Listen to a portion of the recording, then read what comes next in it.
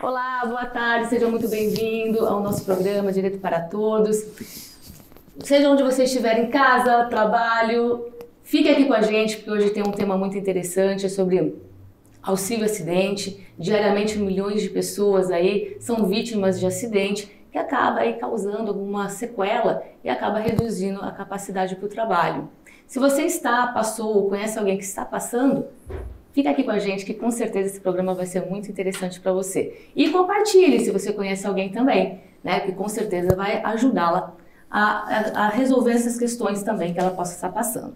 Hoje, eu trago mais uma vez a ilustríssima presença do Dr. Franco Guedes. É sempre um prazer enorme, doutor, ter você aqui. Prazer é todo meu, doutor. E esse tema auxílio-acidente realmente é muito comum agora, né, doutor?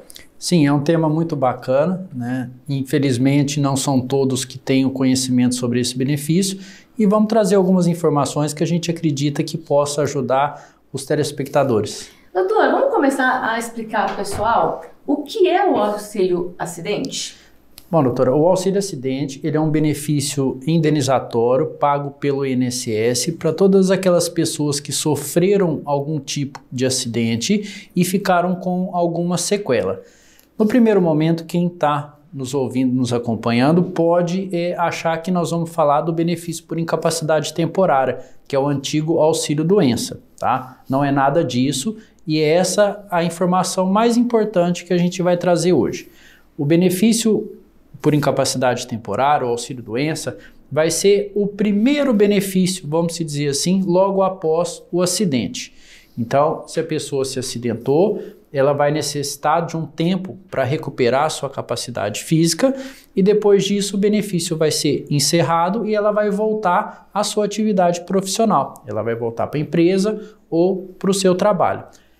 O que nós vamos falar hoje é do benefício justamente pós-retorno ao trabalho, pós-encerramento do auxílio-doença, onde, se verificado que essa pessoa ficou com algum tipo de sequela depois do acidente, ela pode ter o direito de entrar com o pedido do auxílio-acidente. Então, só para resumir aqui, doutor, então a pessoa, ela está com um auxílio-doença, e se ela ficar, de repente, com alguma sequela, aí ela pode fazer esse pedido do auxílio-acidente. Seria isso? A gente fala que a pessoa ela recebeu o auxílio-doença, é só para a gente, como se demarcasse um território para que fique melhor uma compreensão. Ah, sim. Mas pode ocorrer de que esse acidente não necessite de um tempo de afastamento que faça com que a pessoa entre no auxílio-doença. Vamos usar essa terminologia que é mais fácil do pessoal compreender. Pode ser que ela precise ficar afastada uma semana, 10 dias, que não vai dar o direito do auxílio-doença. Mas se ela ficou com uma sequela e se essa sequela veio em decorrente de um acidente, desde que ela seja uma pessoa que mantenha a qualidade de segurada dela, que ela contribua para o INSS, ela pode pedir o auxílio-acidente. Então tem um pré-requisito, a pessoa tem que estar contribuindo para o INSS. Na verdade, assim, ela tem que manter a qualidade de segurada dela. Então, existem algumas modalidades que mesmo quando a pessoa deixa de pagar o INSS por um determinado tempo, ela ainda fica protegida, né? Então, este benefício não se confunde então, com o afastamento do INSS. Não se confunde. O afastamento do INSS, ele vem num primeiro momento para aquela pessoa que não consegue trabalhar de jeito nenhum naquele tempo específico, necessário para que ela venha recuperar sua capacidade de trabalho. Seja um mês, 2 meses, 6 meses, 1 ano, isso vai de acordo com o que o médico perito vai entender e de acordo com a gravidade do acidente que ela sofreu. Depois disso, se remanescer alguma incapacidade, mesmo que mínima, é a partir daí que a gente vai fazer a análise do auxílio-acidente. Então quer dizer que a pessoa ela pode trabalhar e receber o benefício ao mesmo tempo? Uma das vantagens do auxílio-acidente é que é um benefício indenizatório. Então a pessoa ela vai voltar ao trabalho e ela vai conseguir receber o benefício de forma permanente. Esse benefício ele vai ser pago até quando chegar a data da aposentadoria dela. Então é uma situação bastante interessante e vai aumentar a renda mensal. Então no final do mês ela vai ter o direito do quê? Receber o salário dela, pelo que ela trabalhou, e vai no banco sacar o benefício do INSS. Entendi. E, doutor, é uma dúvida minha, pessoal, né? Talvez seja do pessoal de casa também. Como eu faço para entrar com esse pedido? Assim, a pessoa consegue ir diretamente para o INSS? Ela precisa, de repente, por uma via jurídica? Que documentos que ela precisa geralmente ter em mãos nesses casos? Até para o pessoal, porque às vezes o pessoal não sabe nem como iniciar tudo isso, né? Sim. O primeiro passo é existir alguma documentação que comprove a existência do acidente.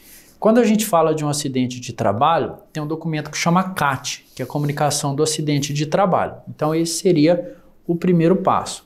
O segundo passo pode ser o quê? Qualquer documento que relacione a isso.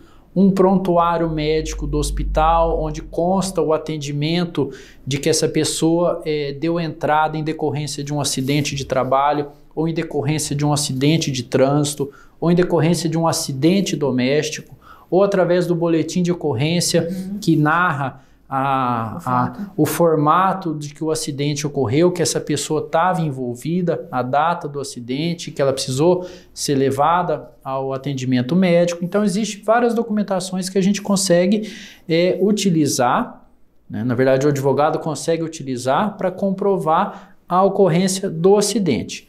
Junto a isso, precisa de um laudo médico que venha a comprovar que esse acidente trouxe uma sequela para ela em relação ao trabalho que ela exercia quando ela veio se acidentar. Com essa documentação em mãos, a pessoa pode pessoalmente entrar no sistema do INSS, que é o site do meuinss.gov, e fazer o requerimento, solicitar o auxílio acidente. Qual que vai ser o procedimento administrativo em relação a isso? Vai ser designada uma perícia médica, ele vai ser submetido a isso e o perito vai analisar. Pode ser que o INSS conceda, pode ser que ele não conceda. Se ele não conceder, a via necessária, né, consequentemente, é a via judicial. Aí ele vai precisar de um advogado para que seja acompanhado nesse trâmite até que... Já é obrigatório, a presença do advogado já é aí ele já precisa. Agora, a gente sempre orienta, né, as pessoas e sempre diz que é interessante estar assistido por um advogado da sua confiança, um advogado especialista na área. Para quê?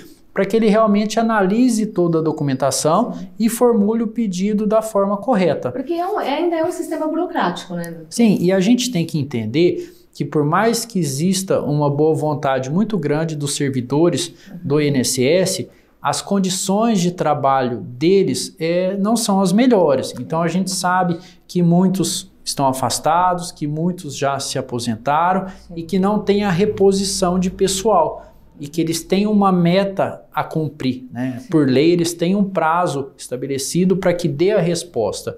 Então talvez na necessidade de se cumprir uma meta administrativa, como são os seres humanos, né? Como nós, passíveis de erro, pode ser que aconteça de que o benefício, por não ter sido formulado da maneira correta, pelo fato de não ter um advogado que destaque quais são os pedidos necessários, que mostre para o servidor, eu quero isso, né? Não é uma coisa genérica, pode ser que acaba passando desapercebido e essa pessoa demore um pouco mais para ter o direito ou que ela deixe de ter o direito. Então, na minha modesta opinião, eu acredito que desde o início é importante a pessoa estar acompanhada de um advogado para poder atender os direitos dela da melhor forma possível. E doutor, essa fase administrativa, até talvez seja uma dúvida também do pessoal de casa, ela é obrigatória ou não? Ele já pode de repente falar, não quero passar essa questão que a gente apontou, da dificuldade, às vezes, do sistema do INSS, né, em estar analisando toda a documentação, até dentro de um tempo hábil, né? Porque, como o doutor falou, há uma redução de funcionários que também demora, né? Até para a análise desses pedidos. E a pessoa fala assim, lá de casa, então vou entrar direto na justiça, né? Pelo menos me garante que o juiz vai ver e eu saio com benefício, de repente, né? Dentro do procedimento judicial. ela pode fazer diretamente na justiça ou obrigatoriamente tem que entrar? Ela não pode ir direto na justiça. A lei exige que primeiro ela passe pelo INSS e que comprove o indeferimento administrativo. Então você só vai na justiça se você passou anteriormente pela fase administrativa, pelo INSS, e você comprove que ele negou, que ele recusou a te conceder o benefício. Com essa documentação, você vai juntar no processo e partir para o pedido judicial. Então, o pessoal de casa que está nos assistindo, olha, é obrigatória, então, a entrada perante o INSS, tá? Não dá para entrar diretamente na justiça, ok? Doutor, uma outra dúvida minha também, tá? Qual é a data para dar entrada nesse pedido? Vamos supor, aconteceu um acidente comigo, eu tenho quanto tempo para estar buscando, de repente, esse auxílio? Não existe uma data estabelecida para que a pessoa possa dar entrada no pedido. Às vezes vai ter alguém que está nos assistindo agora e fala, nossa, eu me acidentei há 5 anos atrás e não sabia disso, e agora? Ela pode entrar? Pode entrar. Só que o pagamento dos atrasados vai ficar limitado a um certo tempo. Não vai ser pago em relação a todo o período posterior à data do acidente ou à data da alta, do encerramento do auxílio-doença dele. Mas ela pode dar entrada nesse momento sem problema nenhum. Ela só vai ter, na verdade, uma diminuição, né? Não a diminuição, porque às vezes o pessoal não entende o que são os atrasados. Os atrasados é o valor que é pago de forma retroagida da data que a pessoa entra com o pedido. Ou da data que ela entrou com o pedido, o tempo que demorar para que ela comece a receber, esse intervalo de tempo também é pago. A gente chama isso de pagamento dos atrasados. Então, talvez vai haver uma diminuição em relação a esse pagamento dos atrasados, mas o valor mensal ela vai receber de forma integral, sem prejuízo algum. E essa regrinha, doutor, que o senhor acabou de explicar, e também da questão da entrada, né, obrigatória pelo INSS, isso cabe a qualquer tipo de pedido de aposentadoria?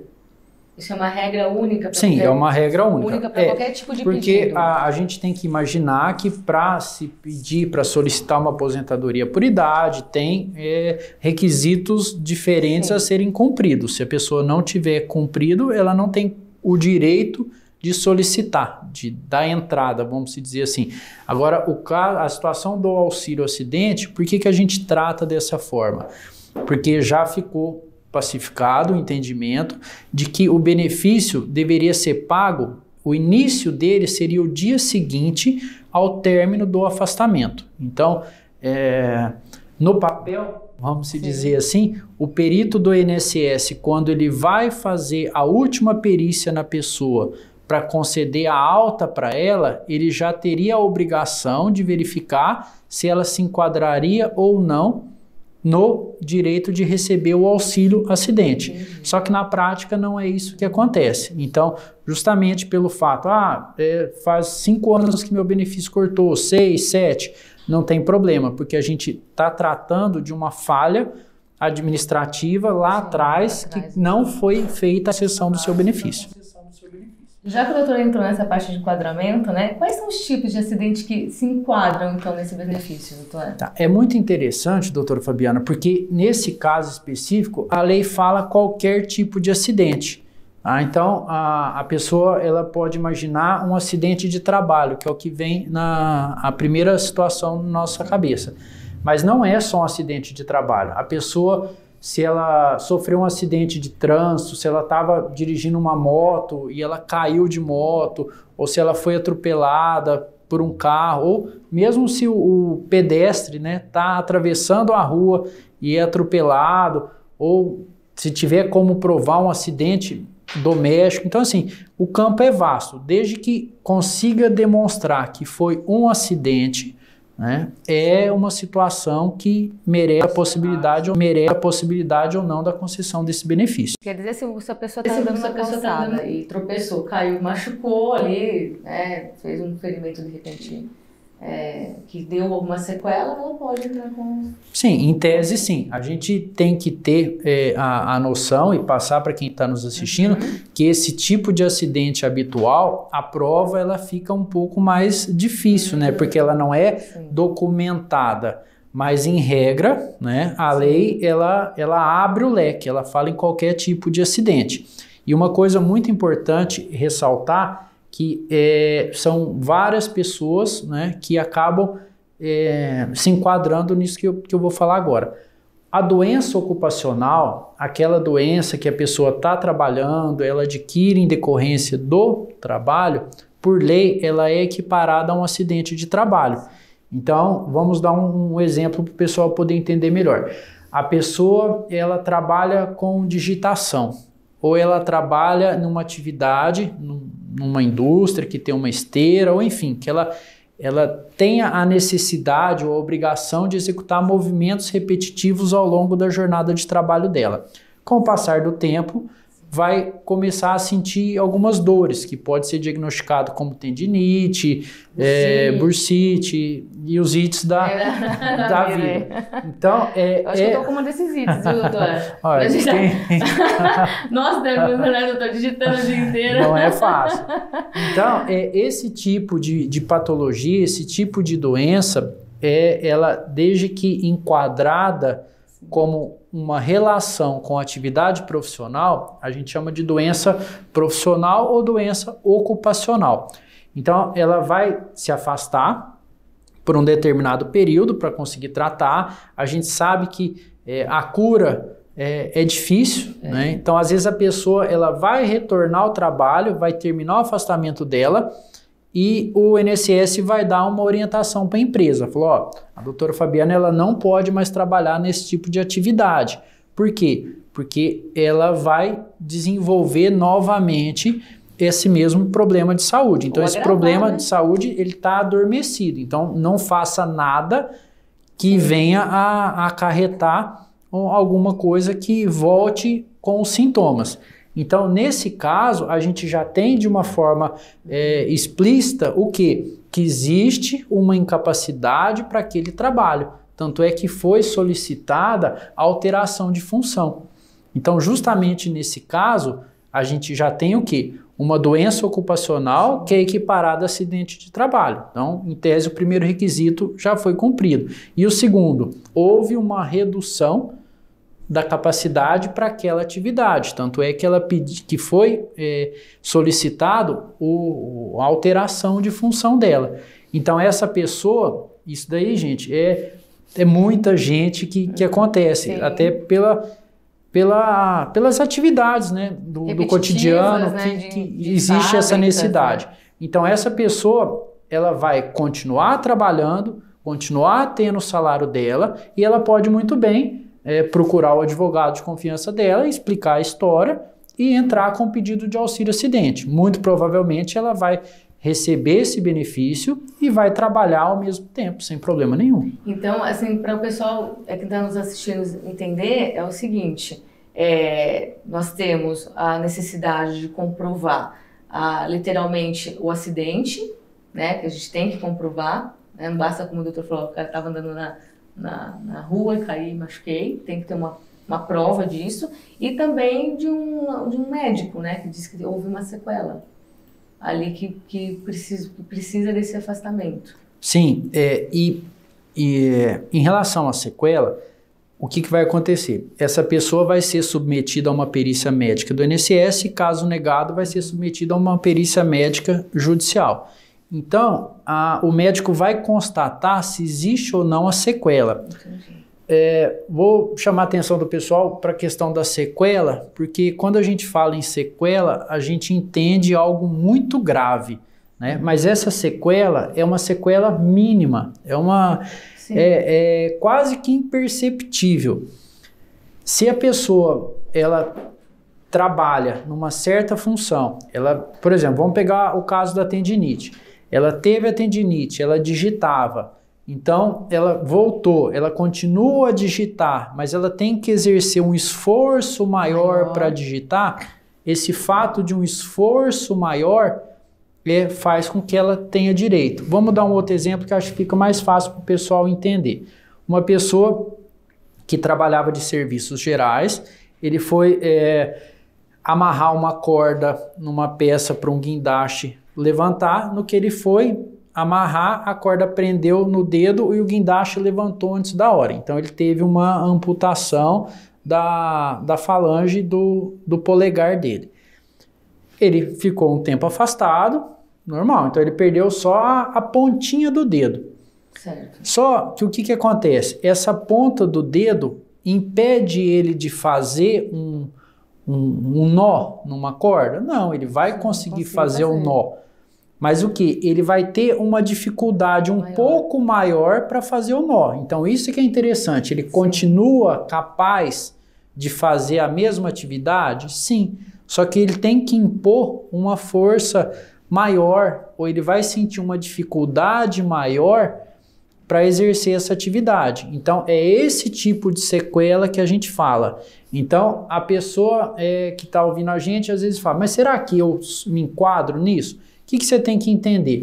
Antes do acidente, você era 100% para a atividade que você fazia? Sim, eu era 100%. E hoje? Hoje eu sou 95%, 98%, 99%. Se você perdeu 1% ou ficou 1% mais difícil de você executar a sua atividade, é esse tipo de sequela que o auxílio acidente exige. E doutor, última perguntinha, tá? Para o nosso tempo aqui. Qual o valor desse benefício e quanto tempo a pessoa pode receber isso? Tá. Em regra, esse valor do benefício vai ser pago no importe, no valor de 50% daquilo que ela recebia enquanto ela estava afastada recebendo o auxílio doença. Tá? Ele é um valor um pouco menor. Muita gente pode estar ouvindo a gente falar, mas eu sei que o INSS não paga nenhum benefício em valor menor do que um salário mínimo. É verdade.